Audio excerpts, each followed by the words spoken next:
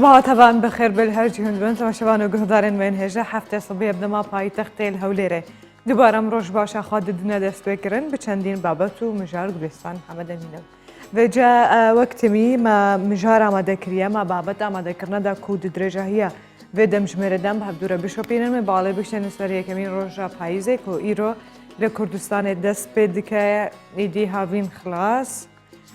گرم چو از باور دکم هدی جی روشا سقای کشوای خوشتر دبهی نکتر دباو پاییز دست بد که و جج روی هنری و روی هلبستان و چاوا باندور دنوا هلبستوان کرد کریه پاییز و چاوا لی هاتی بحث کرن اما به مجاره روزا خوب ندست بکرن لی چندین بابت و مجارندن هنه که تایبت هاتنه آماده کرن زانیارینه و اما بکرتنو چه که دست بکن کرم کن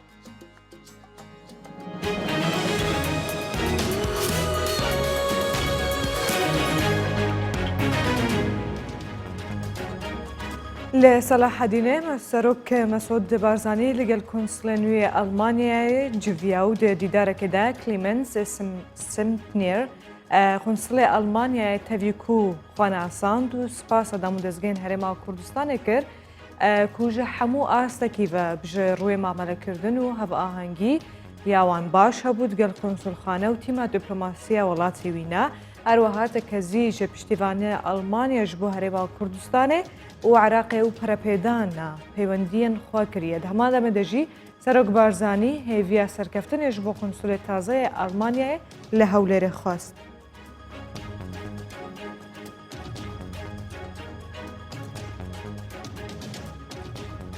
ایروژی شاندره تایبت سرک امریکا یجبو کاروبارن سوریه سردان هرما کردستانت گاو. چافکانیا گوشه کردستان 24 راگهاند که اوجر جیمز جفری نشاندر تایبت سروک امریکا جبو کاروبار سوریه سردان هولیرت که و دیگر سروک بارزانی و مسرور بارزانی سروک حکومت هرما کردستان دیجوا سردان جیمز جفری جبو هرما کردستان دیدمکی دیا کده نافبر به سروکایتی شانده که سربازی لرجاوای کردستان بو و دیگر برپرسن انکسو پارتین یکیتیان اجتماعی کردی جویا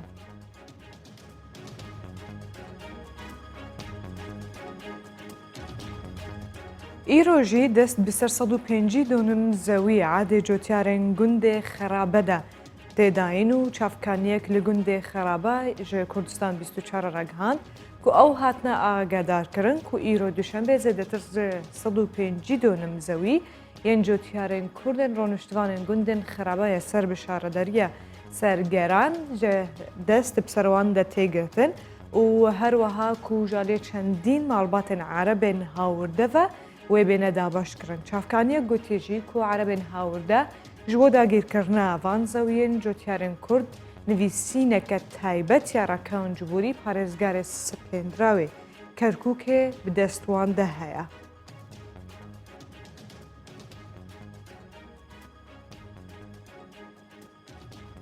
اتومبیلک لنزیکی مزارگاه شرفدین لشنگال تاقی و پیامنر کردستان 24 جه شنگال راگهاند که اتومبیلک لنافچه خنیه نزیک مزارگاه شرف الدین لشنگال تقی و نهاجی نایزانین اتومبیل هاتبو بومبا باران کرن یان جی بردمان کرن یان جی بخوجی تقمانیت دهابون پیامنر کردستان 24 راگهاند که اتومبیلک تو کسکته ده نبو اما جه بزیان جانی جی ندایه که دوه تقینه ده اگر چه بوبه.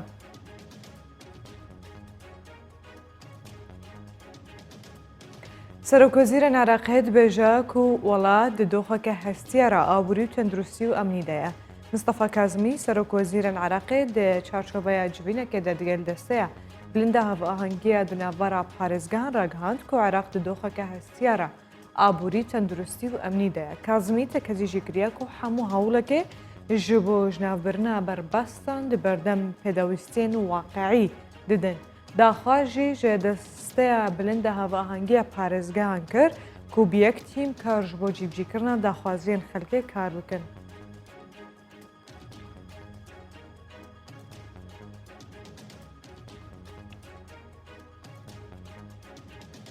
ایروژی امریکای سزای بسر 24 کسین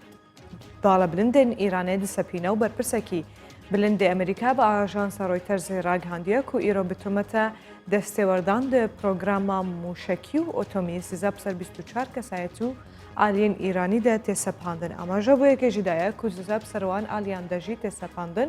و بازرگانیا چاک دگەل ئیرانێت بکەن.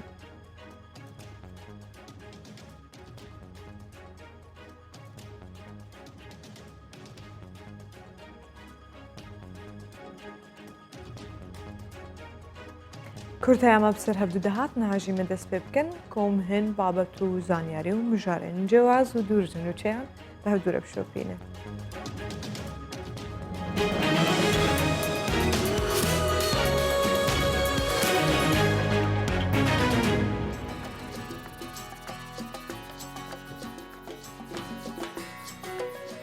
بجەم بەحسە هەوڵاتیەکێ بکەن خۆشی گەلێک جارات بێژن گرنگگرینە تا چێ بڕوانامەیەک دەست دەهەیە گرنگەوەیەت ئافراندنێ دچ بوارێکی دەردکێ دلێتە دچێت چیانێ تێدەزێدەتر بەڕایەتە دەردکەوێ ئەوە بەرەی خۆ بدەوێنە و تێ کارە گەلێک جیاواز و تایبەت ئەنجام بدێ. بەجە هەوڵاتیەک بێک و پێشینیەکە و کوبڕۆنامەیەکە هوەری بدەستوی هەبیبێ لە بەلی خۆدیە بەهرەیەکە ناوازەیەوە کو دوێژن دوبارەوە نەکێشانێدا. ئەو هەڵاتی خوا خەلکێ گوندێ خۆشکانە یە دەبارە باڵەکایەتی و کارمەندێ چون و هاتنەیە ینی لە سۆرانێ کار دکێ و دبێژێ لە سۆرانێ بخۆژی وێنەیەن سێرەهەنگی یەن باڵکێشێن هەواڵن خۆ و هونەرمەندێن ناوچێ ji xۆra kêşaya û çêkiriya resiman diye هەروەها پەیوەندیە ویژی تێکەلێن وینە دگەل هەژمارە هونەرمەندێن بیانیە بوارە وێنە کێشانەژی هەیە و ئەفەیوەندی دروستکردە حتاکو و کاربەر زێدەتر کارێخوا باشتر برێڤە ببە و پێشبە ببە.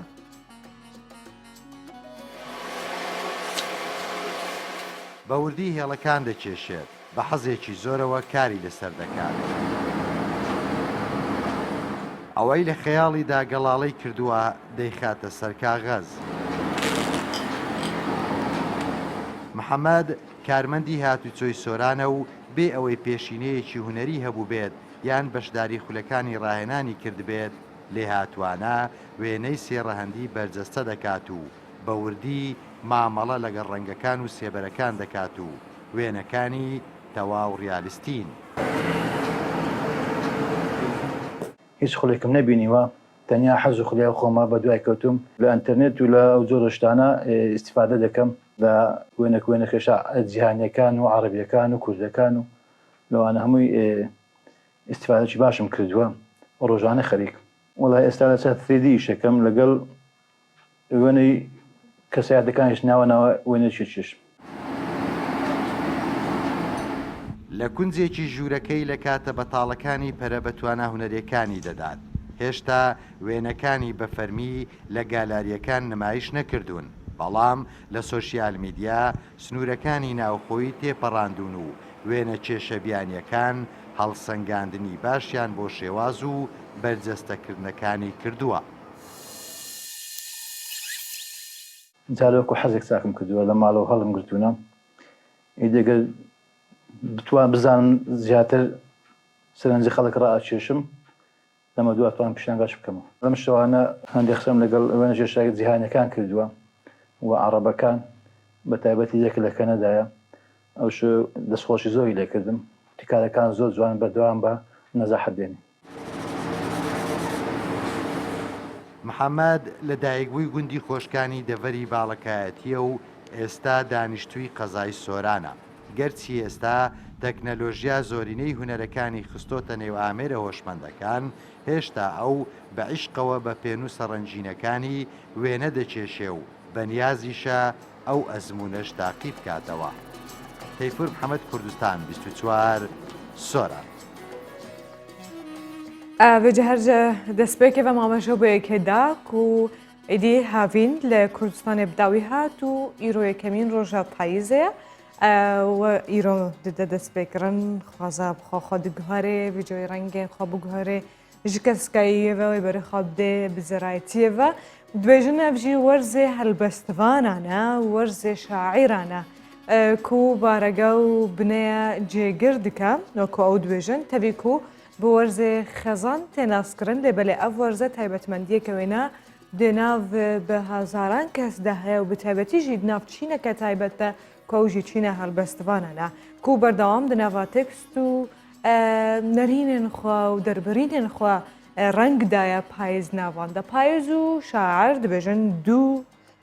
تشتن کوژ هەفتوو ناینەوە قەتاندن و بدەهان دەقێن شعریژی هەنە بتایبەتی ناو هەڵبەستا کوردیدا وەصفێ پاییزە ددن بەحسا پاییزە دکن هەروەها بە وەرزێ کۆمکردنە خەرمانە جۆتیارانژی تێ ناسکردن وێجەکان بە دوورە بچێکی بشۆپێنن و پاشی ژالیە هوەری بم بەحسا بمجارە بکەن.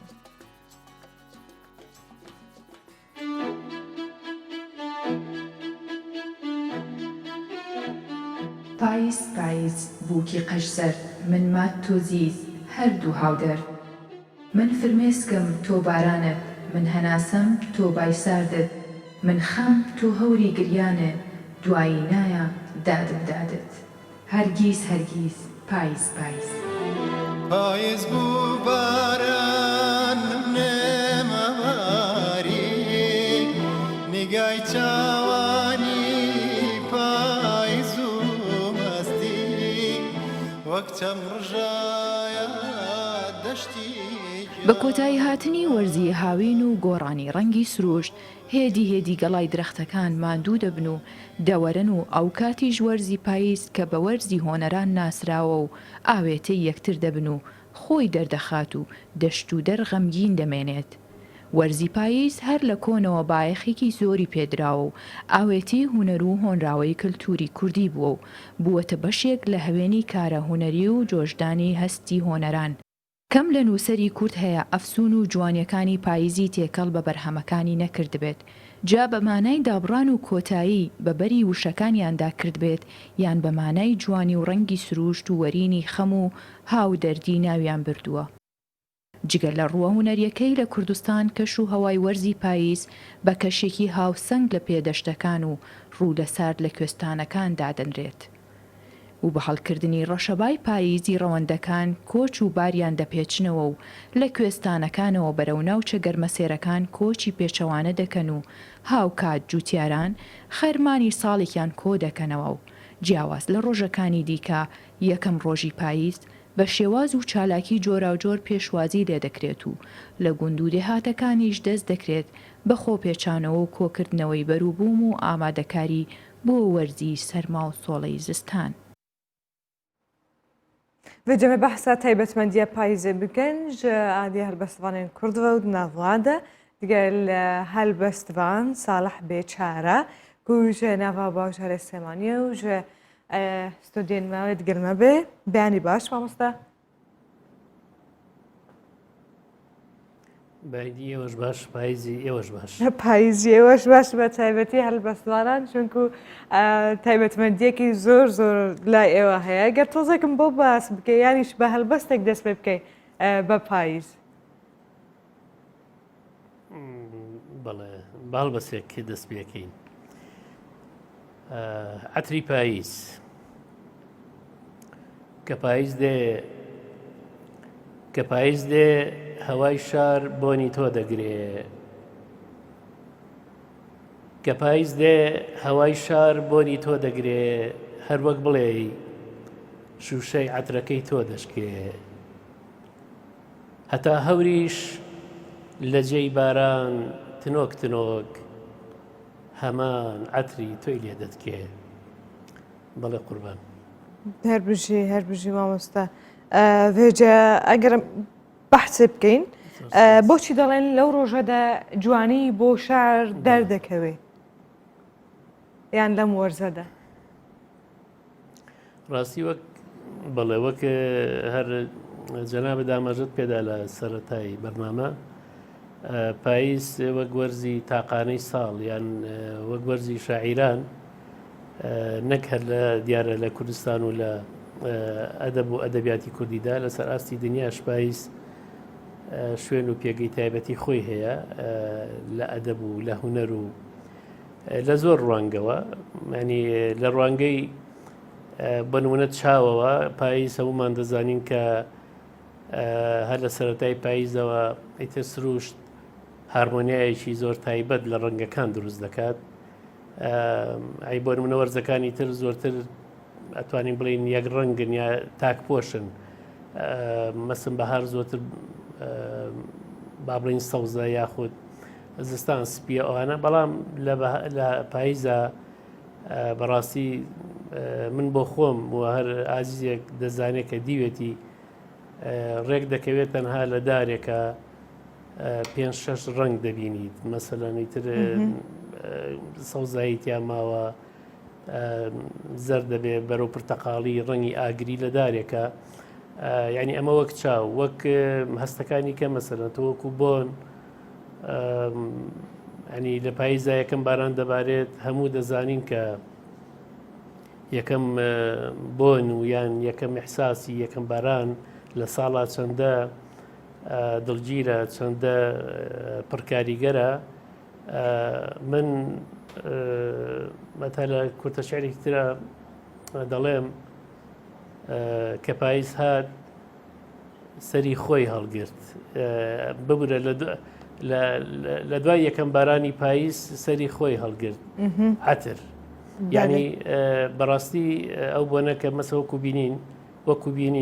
وەکو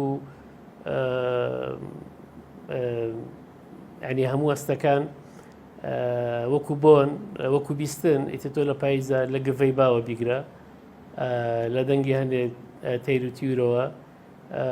ئاو زیادەکات خوڕی ئاو یعنی ئەتوانم بڵم ڕاستی سەرجەم هەستەکانی مرۆڤ زیاتر ئاوێتە دەبن بە سروشت و ئیتر شکارێکێکی ڕۆحی دروست دەکات و ئاشکراشە ینی ئەوە تایبەت بە شاعیران کە وەک دەڵێن هەستیارترن یا ئەو دیمەنانە لای شاعیر زیاتر جێگای لێ ڕامان و تێڕامانە و دوجار ڕەنگە لە بەرهەمێکی ئەدەبی ینی ڕنگ بداتەوە لە شعرێکە لە نووسینێکە هەڵبەتەوە بۆ مەسیقارێکیش ینی بۆ هونەرمەندێکی شێوەکاریش بۆ فیلمسازێکیش بێگومان بێکاریگەری نابێت بڵێ مامۆستا ئەس باوەڕ دەکەم هەبوونە پاییزێ ناو هەلبەستن کوردیدا بۆ ڕۆژی ئەمڕۆنیە دەگرێتەوە بۆ چەند ساڵ پێش ئێستا و ئابزام هەر لەگەڵ دەستپێکی دروستبوونی هەلبەستەوە و نووسینی هەلبەستەوە باس لە پاییز کراوەیەکێک لەوانش ڕەوشەنبیرێک کورد کامیران علی بەدرخانە کە ویژی پارچەیەک ژە هەلبەستا خۆڤە بناوێ پاییز ئەویش هەلبەستێکی هەیە بناوێ پاییز دەبێژە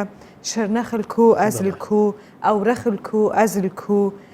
پاییزە دل پاییزە دنێ گرین و زیزە ئەو ژید ساڵە 1932 دە بەلاف کریە و دۆختی خۆدا ڕۆژنامەیە هەوار هەبوو هاتە بەڵافکردن تێدە بەلاف کریە زۆر کاریگەری هەبووە ئەو کاتە ئەوە نییە بەڵاو بوونەوەی هەڵبەستوانە بڵێ بێگومان لەم بەیانێ جوانەدا ناوی زیاتێکی گەورە تێنا جەنابی جەلالەت بەدرخان ڕۆحی شاد و سڵاوی ئێمە لە باشوورەوە بۆ تەواوی ماڵباتە بەدەرخانیان ئەوانەی کە بەجیانێ شوین ئەوانەی کە ماون بە تایبەت سینەم خان سینەم بەدرخان کە کچی جەلالەت بەدرخانە و من لە نزیکەوە بە خزمەتی گەیشتوم بە هیوای تەندروستی و بە هیوای خۆشحاڵی ئەو خانمەم بەڕاستی جا ئەوان لە زۆر بوارە با بڵێن جێدەستیان دیارە و دەست پێشخەر بوون بۆیە بەڵێ دەکرێت بەڕاستی ئمە پاییز وەک سەرەتا عەرزم کردن لە ینی ئەدەبی کوردیداوە بەگشتی لە هەموو ئەدەبی مرۆڤایەتیدا جێگای خۆی هەیە بەڵامی تر لەم دواییانەدا ئێستا بەڕاستی لە باشوورە زۆرتر کە دەڵێن پاییز ینی لە مامۆستا گۆرانی گەورەوە کە چەند شعری ناوازە و چەند شعری با بڵێن پڕداهێنانی بۆ پاییز هەیە و دواتریشی تر بیرمان نەچێ بەڕاستی لە کۆتایی چارەشی کۆتایی سەدەی 20 ینی با بڵێن لە دوای ئیتر ناوەڕاستی هەفتاکان بەدواوە لە باشوور بەگشتی و لێرە لە سلێمانی بە تایبەتی ئیتر پاییز بە جۆرێک لە جۆرەکان بەڕاستی لەسەر شاعری کۆش کرد و هاوڕێی ئازیزم محەممەد عومەر عوسمان یاخود جەنەڕاڵی پاییز تاپۆ دەبێ بەڵێ ینی حەمە دەبێتە بەشێک لە پاییز و پاییز دەبێتە هەموو دنیابینی و تێڕوانین و فەنتازیا لای کاکە حەمە بەداخەوە کەم ساڵ یەکەم پاییزە ئێمە بەبێ کاکە حەمە پێشوازی لە پاییز دەکەین و ڕۆحی شاد بەڕای تۆ مامۆستا ساڵح هەنی چی بوو وای کرد کە هەلبەستوانێک کناوی خۆی بنێ جەنەرالی پاییز هۆکارەکەی چی بوو ئەوەندە تایبەت بوو لە لای بەدڵنیاییەوە هەر بینەرێک هەر خوێنەرێکی ئازیز دەگەر کەم زۆر با بڵێ ناگەداری بەرهەم و شاکارەکانی شاعیر محەممەد عوسمان بێ هەر لە سەرەتاوە و یەکەم دیوانیشی کە هەر یەکەم دیوانی دیارە هەر لە غوربەتا بوو کە مانگی مایسی 85 یەکەم چاپی زۆر بە شێوەیەکی سادە و هەڵبەت لە سەردەمی ڕژەما بوو هەر ئەوەندەی کە ئەخوێنرایەوە بەڕاستی بەڵام شۆڕشێکی جوانکاری و جوانسازی لە ڕۆحی خوێنەران و بیسەرانی ئەو دەمەی شعری کوردیدا دروست کرد و ئێستاشی لەگەڵدا بێت کاردانەوە و ڕنگدانەوەیکی زۆری هەیە دیوانی لە غوربەتە بەڵام هەمیشە ژەو نازداوانە بەڕاستی دەبەخشرێت بە قەدەوەندەی شاعیر لە خۆی بنێ یعنی ئەوە ئەوانی خوێنەر و وەرگر و چۆنەڵی بینەرن کە ئەو ناوە لە شاعیرێک لە نووسەرێک لە هونەرمەندێک دەنێن ئەوە خەڵاتی پێم وابێت هەوادارانی کاکە حەمەیە کە بەڕاستی پڕ بە پێستی خۆی بوو یعنی زۆری لێ دەوەشایەوە زۆری لێ دەکاڵایەوە دەردی دەڵێن ڕۆحی شاد بێ ڕحی شاد بێ بێگومان تا شتێکی بەرە مامۆستاژمارە پێشکەش بکێ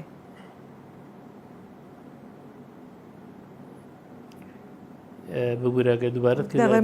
هیچ هەلبەستێکی یان شارێکی جەنەرالی پاییز تێکستێک لەبەرت کردووە بۆمان بخوێنیەوە بە دەنگی خۆت ڕاستی وەک لەبەربوون من ئەو گرفتەم هەیە تەنانە شعری خۆشم ینی پێ لەبەر ناکرێ وەکو لەبەربوون مانی بڕوا ناکەم بتوانم شعرێک بە کاملی بەڵام کاکە حەمەد لای من هەندێک وێنەی شعری یا هەندێک دێڕ و جوملەی کە زۆر جار ئەوە پێ دەوترێت جوملەی سەرەتانی یعنی بۆ نمونە دەک پاییزم ڕۆوەرزی شاعیری یعنی مەسەڵەن ئەم جوملەی لای من ڕەنگە بەقەد شعرێک بەقەد دیوانێک کاریگەری هەبێ پاییز بوو باران نمنم دەباری مەسەل ئەم وێنانە ئەم سوڕانە ئیتر بەسە بۆی کە تۆ هەمیشە کاکە حەمە و ڕۆحی کاکە حەمەد ینی لە خەیاڵ بێت لە ویژداندا بێت ئێوارەی و گڤەی بادێت هەور ئاسمانی گرتووە یعنی بۆ نمونە ئێوارێ و داری پاییز پاییز سەرچۆپی دەجێڕێ و گەڵا سەرچۆپی گرتووە مەسە ئەمە بەڕاستی ینی شعرهایەک بوون کە لە هەر لەو دەمەوە لە هەشتاکانەوە لە هەست و نەست و ڕۆحی ئێمەدا جێگە و پێگەی خۆیان هەبوو ئێستاش هەروەک جۆم لێ بوو لەو راپۆرتی جەنابتان ئەو گۆرانەی هاوڕێی عەزیزم کاک عەدنان کەریمتان پەخش کرد کە پێم وایە زۆرینەی کورد ئاشنایە بەو گۆرانیە یان بەو تێکستەکە دووبارە هەر تێکستی کاکە حەمەیە مامۆستا ساڵح دەڵێن ئێستا زیاتر شار پایانەوەیە بەڕای تۆ زۆر گۆرانکاری بەسەر شار و هەلبەستی کوردیدا پەیدا بووە ئەم ماوەیە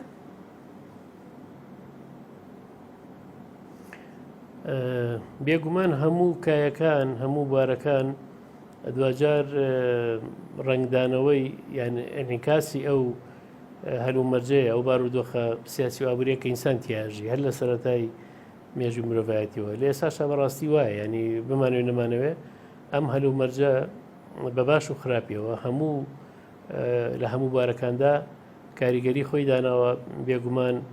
لەسەر شعریش ینی بەڵام وەیتر شعر هەروەکو کە نووسەری گەورەی فەڕەنسی جان ژاک ڕۆسۆ دەڵێ ینی مەسەلەن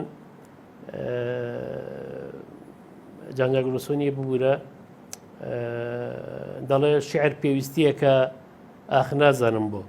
یعنی شعر ئەو زەرورەت هەیە ئەو زەرورەتەیە کە ینی بەڕاستی نازانی بۆ بەڵام هەمیشە هەموو کاتێک ئەوە تا تۆ لە یەکەم ڕۆژی پاییزدا هەر بەنمونەیەک بێنینەوە بەر لە هەر شتێکی تر ئەوە شعرە ینی دێتە زیهنی ئێمە دێتە خەیاڵی ئێمە دێتە وجدانی ئێمەوە بەڕاستی بۆیە لەم هەلومەرجەشە بارودۆخی کاریگەری هەیە بەڵام شعر بە جوانی خۆی بە قووەتی خۆی بە نەمری خۆی توانی بێتی بەڕاستی ئامادەی و حزوری هەبێ ینی بەڕای تۆ ئێستا ناو هەلبەستەرداناندا لە ناو شاعرەکاندا شارنووسین لە چ ئاستێکدایە دەڵێن بەرهەمە شاریەکان یان هەلبەستەکان زۆر کەم بوویتەوە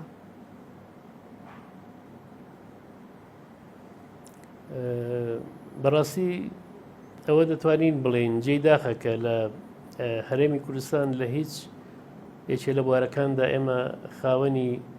ئامار و ئەحسایەکی زانستی نین بتوانین قسەی تەواوی لەسەرکەین وەک دەڵێن داتا و ژمارەیەکی بێگومانمان لەبەردەستانە بەڵام بەدڵنیاییەوە هەموو بوارەکان هەموو کایەکان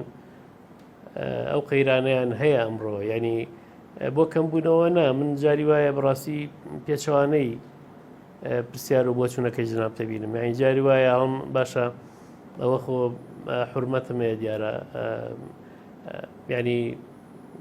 هەموو کەسێک بۆتە شاعیر یان ئێستا بە پێچەوانەوە ینی خەڵکێکی زۆر سەرگەرمن لەگەڵ شیعر بەڵام پرسیارەکە ئەوەیە کە دوجار ئەوانەی کە ینی شاعیرن ئەوانەی کە شیعرن ئەوانەی کە دەمێننەوە ئەوانەی کە مقاومە دەکەن بەرگری دەکەن لەگەڵ زەمن و ناو دەچنە مێژووەوە ینی بەڕاستی ئەوانەی کە بەڵامی تر لە ئێستاشدا ڕەنگە ئەو پرسیارە بە دیوێکی تردا بڵین کە ڕەنگە شاعیری داهێنەر یعنی شاعیری ئەفرێنەر و مبدیعمان وەک پێویست نەبێ ینی بەڵام وەکو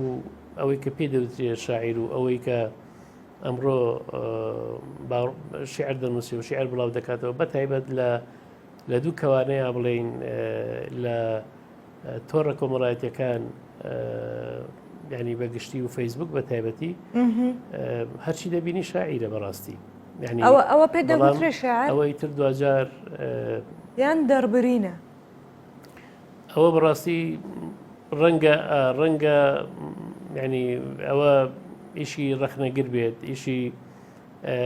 دامەزراوە و مؤسساتی نەقدی بێکە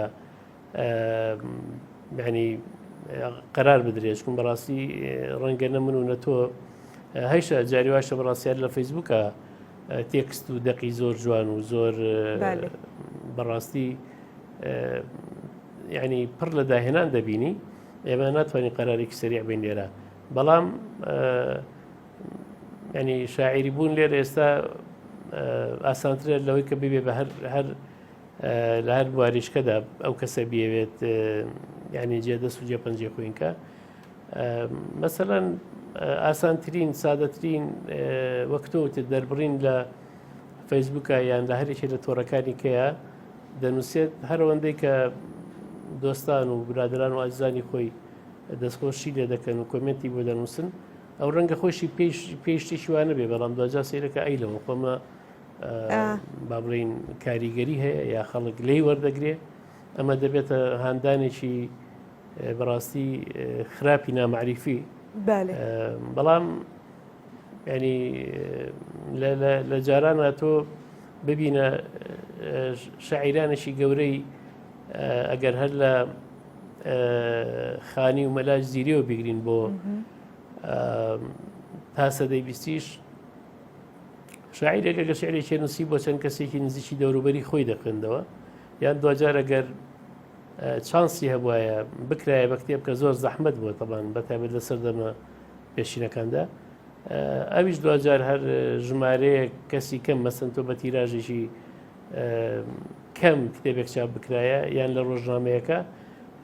بەڕاستی خەڵکانێکی زۆر تایبەت و کەم ئەو شعریان دەبینی بۆیە بەڵام ئێستادا جەنابتان دەزانن ینی تۆ نەک شعرێک هەر شتێکی تر لە نووسین ڕسم شعر وتەیەک کاتێ پۆستێکی لە یەکێک لەو باڵین تۆڕە کۆمەڵایەتیانە بە هەزاران و بەدەیان هەزار خەڵک دەیبینێ لەبەرەوە بەڕاستی جیاوازەکە لێرەیە بێگومانیانی ئێستەمە بەستەوەی کە ئاسانتر ئەوانێک کە دەشی بینن ڕەنگە زۆر ئاسانتر بووە و بەرامبەر بۆ ئاسان بوونە سادەتر بووە ناقی ڕخنە و ڕخنەگریش تا ڕادەیەک نەئامادەیە یان نەئامادەن لە لەوانە مامۆستا بەڵام داجار بەڕاستی تێکستی جوان لە هەموو بارەکاندا بەێ جێ شارێکی زۆری جێنابتان کراوە بە گۆرانی شار تایبەت بە گۆرانیش دەنووسی چ تایبەتمەندیەکیەوە چ شارێک بۆ گۆرانی گونجاو و شارێک بۆ گۆرانی گونجاو نییە بڵێ لە ڕاستیدا پێشتر تعریفێگە بوو کار بە شعری گۆرانی یان لیری یان بڵێن ئێستاشی لەگەڵ بێ کە پێ دەوترێت شعری وجدانی شعرێکە کە لە ڕواڵەتە لە فۆرمە لە شێوە و شکڵە شعرێکی سادە و ئاسانە ینی وەک کە بە عەرەبی دەڵێن سەهلی ممتەنیع بەڵام دەمێنێتەوە بەقەد هەموو سادەی خۆی ئەو شعرە دەچێتە لای خەڵک جێ دەگرێت و کاریگەری بەجێ دێڵە لەسەر هەست و نست و ڕۆحی خوێنەر بینەر وەرگر بۆیە شعری گۆرانی بخوێنیەوەشی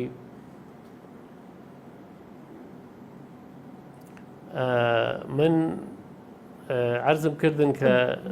ڕاستە گوتیت با بڵین شتی خۆ بکەمتر لەبەرە بەڵامی تر زۆرن ئەو شعرانی کە کراونەتە گۆرانی گەر بەس کاگە دەی دەستخۆش سپاس بە کاکە بەرهەم کە هاوکارمان بوو لە گەیاندنی دیوانەکە ئیتر وەکو سەبزانین بۆ ئێوە بۆ بینەرانی ئازیز بەڕاستی من شعری گۆرانیم ئامادە نەکرد بچکم شتێ بخوێنینەوە کە لە لای بینەرانی ئازیزیش با بڵێن بیستراوە بێیان زۆر غەریب نەبێ وەڵای جاخۆ بەڵێ ئەشخۆژی ینی مژارەمە زێدەتر لەسەر پاییزێ بوو باندۆرایەنە دناوە هەلبەستە کوردیدە ناو هەلبەستوانێن کووردە چاوە بە حەس لێکردنەوە چەندین هەلبەستن تایبەت بە پاییزێژی بوونە ستران یەک ژوانە پاییزە ئەف دەماچوو ئەو دەماچوو مەمێ ئەڕاجی سترانەکە بێتی سەر پاییزێز باوەڕ دکەم چەندین سترانên سۆرانی دەژی بزەرەڤەیە سۆرانی پاییز ناو دەتێ بەرگوهگرتن مرۆڤ دکارێ ببیزە دناوە هەلبەستن سترانە دەوێجە مەخواستم دگەل مامۆستا ساڵح بێشار هەلبەستێکی ویە تایبەت و کردبوو ئەنکو حازر کرد و ژ بۆ سترانش بە کووی چەندین هەلبەستن ویساندەش بۆ چەندین هونەرمەندین کوردستانە داکو وەکو ستران بێژن سترانژی زێدەتر لەسەر زارم مرۆڤ دمێنەش بەرکو هنگۆترێن تێکەلی میوزیکێنە ئەگەر ژرح و جانێ هەلبەستوانژی دەرکەت بێشخوا تێکەلی جانێ گۆهدارژی دیبێ وێجە بزان بن مامۆستا ساڵح هەلبەستاتە ئامادە بوو یان ئەز هێژی باخبن سەر پاییزێ بەڵێ من ئەم هەڵبەستەیە ئەم شعرەکە هەر بەناوی ئاهەنگ هونەرمەند و گۆرانی بێژی ناسرا و مامۆستا خالید ڕەشید خوێندوێتی وەک شاجوانی ئاهەنگەکە لەگشت جوانان لە پێشتر بووی وەک شاجوانی ئاهەنگەکە لەگشت جوانان لە پێشتر بووی هەرچی چاوە لەسەر تۆ بوو هەرچی چاوە لەسەر تۆ بوو لە بووک سەرنج ڕاکێشتر بووی هەر ئەوەندەی تۆ هەڵدەستایی دەستت دەگرت بۆ هەڵپەرچێ کوڕان بۆ گرتنی دەست لێیان دەبوو بە پێشبڕچێ لە نێوانی هەردوو کەسێ دەربارەی تۆ گفتوگۆ بوو زۆر بەچرپە و بە هێواشی باس هەر باسی جوانی تۆ بوو ئەگەر چاوێک هەر بۆ تاوێک لە ڕوخساری تۆی دەڕوانی لە سەرنجت تێر نەدەبوو ببوویتە پەیکەری جوانی کامە عەترت لە خۆدا بوو بۆن و بەرامەد وا خۆش بوو چێ دەهاتە دەستی تۆوە هەر بە بۆنەکەت سەرخۆش بوو کە جارجارەش هەر بۆ تاوێ دەستت بەردەدا بۆ پشوو یەک یەک هەڵپەرچەی جێدەهێشت ئاهەنگەکە خامۆش دەبوو بەڵێ ئەمە ئێچە بوو لەو شعرانەکە ئاماژەمدا هونەرمەند خالی ڕەشید کردوێتی بە گۆرانی شعری ئاهەنگ هیوادارم چکم بڕاستی بە منیان نەوت کە شعری گۆرانیش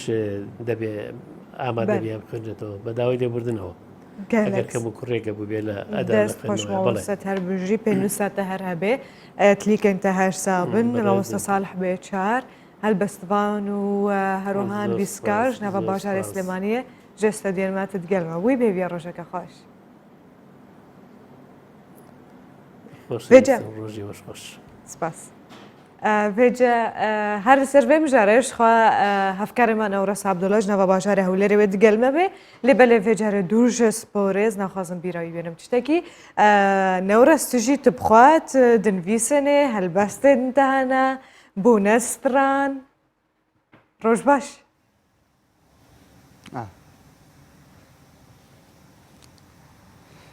بەیانیت باش گوڵستان من بۆ دەست پێ دەکەم دەڵێم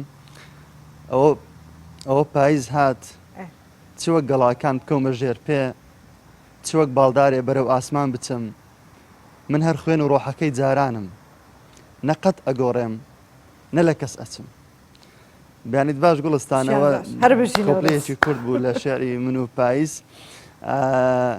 کۆپلەیەک بوو لە شێعری من و پاییز و ئەمڕۆکە یەکەم ڕۆژی هاتنی وەرزی پاییزە بێگومان پەیوەندیەکی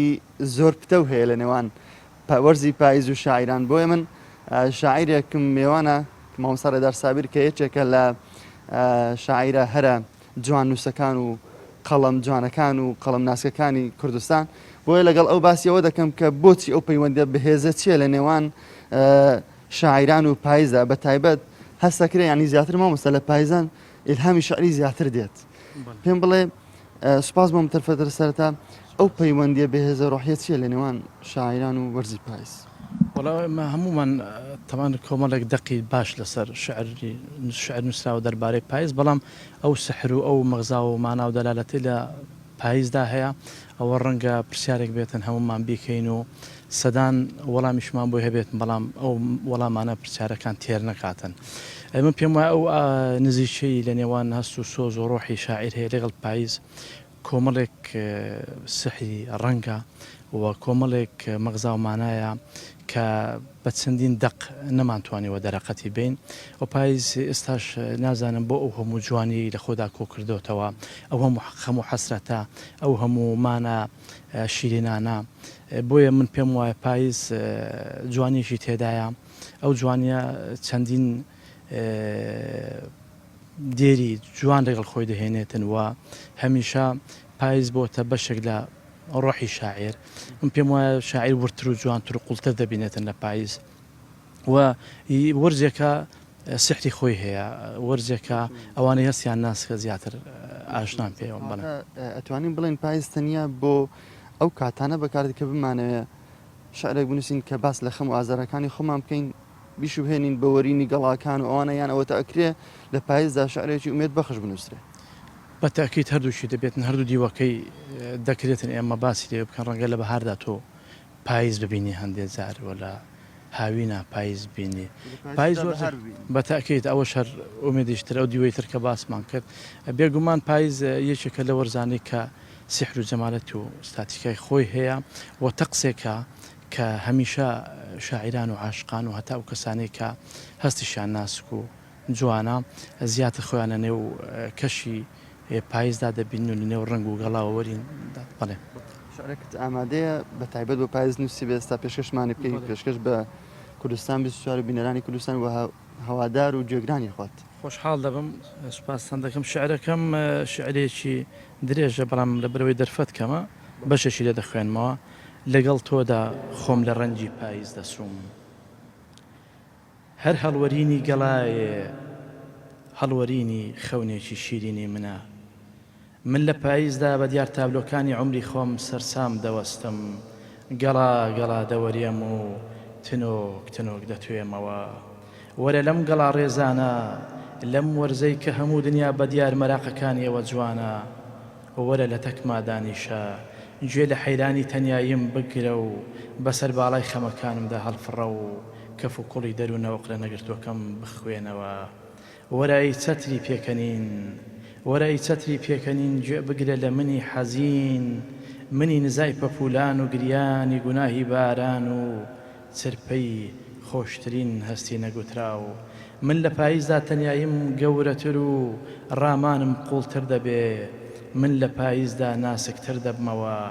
دەچمە ژێر لێفەی حەزێکی نقم بوو لە سووتانی خەیاڵ لە ئاونجی تەماشای دەرەخت پەرت پەرد دەبم وەرە لەم وەرزە پڕ لە میهرە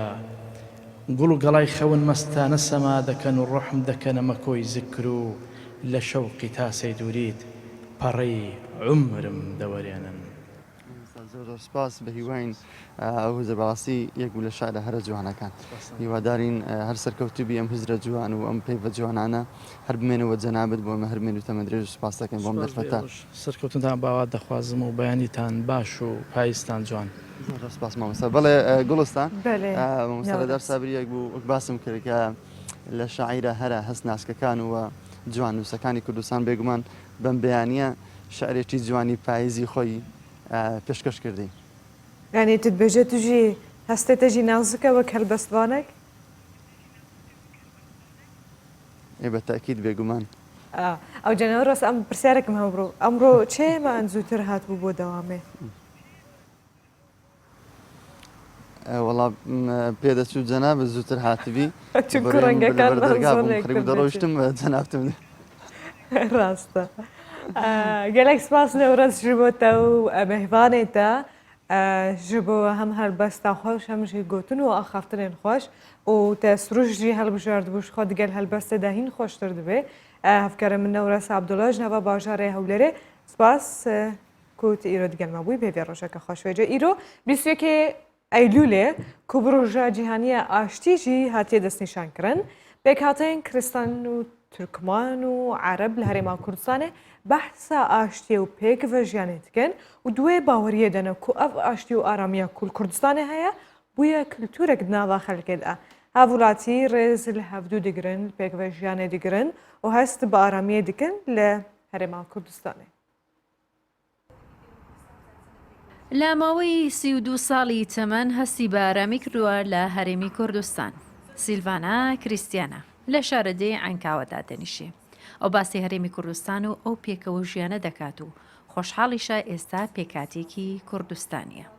بغداد عیاشە گاوت کوردستان من کاتێ دەبینم کریسیانەکان لەگەڵ نەتەوەکانی دیکە بە تایبەت کوردەکان لە هەرێمی کوردستان دەژین بێگومان هەستیان بەو ئارامی و ئاشتیە کردووە هەز بە غەریبی ناکەن بۆ ئێمە کریسیانیش جیاواز نییە کە ئیسلام بێ یان ئێزدی یان هەر نەتەوە ئاینێکی دیکە بێت من 32 ساڵە لە کوردستان دەژیم کوردستانیم و کوردستانم خۆش دەوێ ئێمەی لە باوەشی خۆی گرتووە و تا کەشت کە پێکەوەمان دەبەستێتەوە بێگومان ئاشتیە و دڵخۆشین بەوە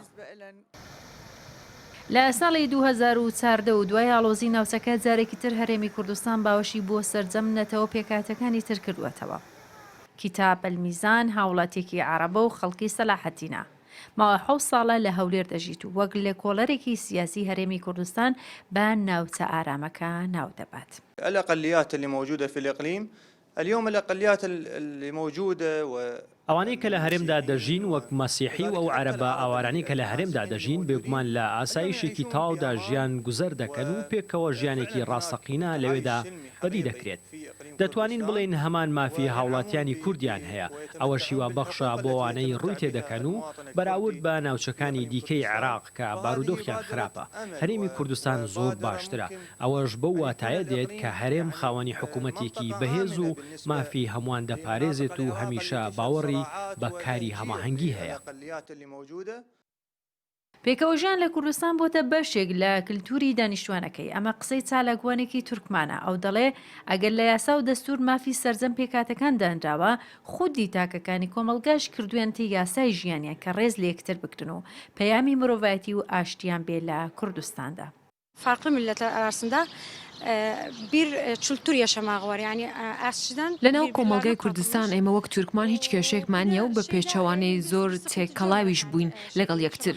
ئەگەریش کێشێک ڕوو بدا چارەسەر دەبێت و ئێمە هەست بە کەمینەبوون ناکەین و لە یاسای ژمارە 5 دەستور یاسایەکە تایبەتە بە خوێندن بە زمانی دایک ئێمەش بێبەش نەبووین لەو بارەوە. شوێنی کەلتوری خۆمان هەیە، هیچ کات هەست بە غەریبی ناکەین لەگەڵ کوردەکان و نەتەوەکانی دیکە شەروەها. Yani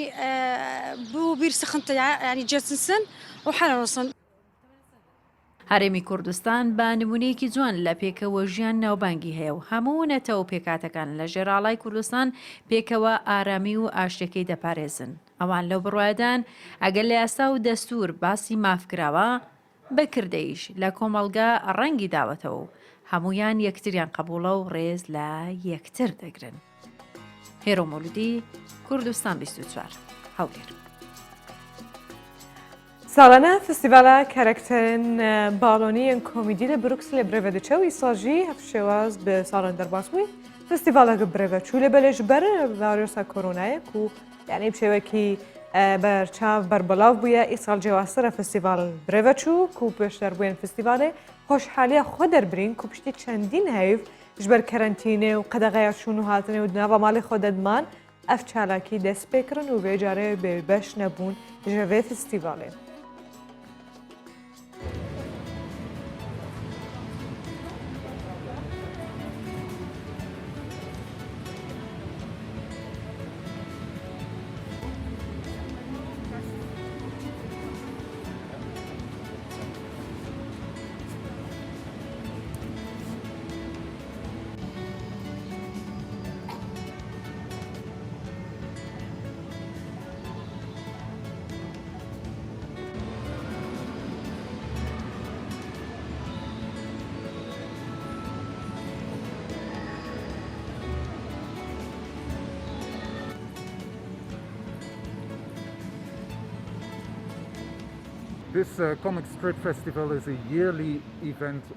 ئەم فیستیڤاڵی باڵۆنە کۆمیدیەکان لە برۆکسل ساڵانە ساز دەکرێت بۆی پیشانی بدەین کە برۆکسل پایتەختی باڵۆنی کۆمیدیەکانە.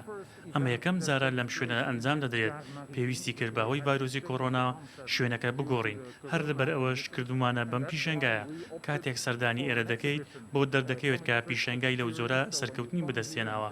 ئێرە گەورەترین هۆڵی داخراوە لە هەموو ئەوروپا. The worlds of your favorite comic strip.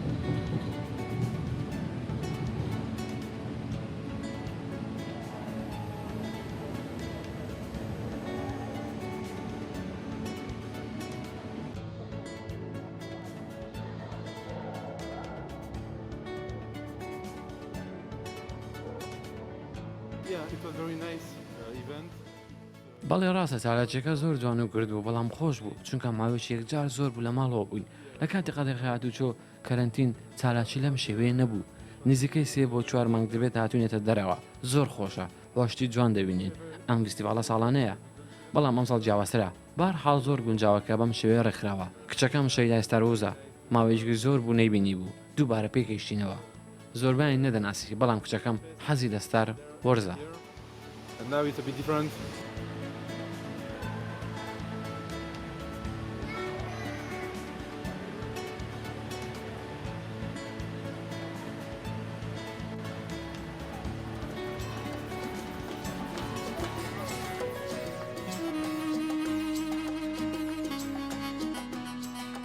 به ویاویم گهنه داویا پروگرام خویایی رو و بتاین کومه بردورش و پاندیز هیوید کم دست که روزه که خوش بیر بو تبان پر بزانیایی به سود به و بتو مجارن کومه دانه بحث کرن حتی روزه که دن بمینن دنوا خیر و خوشی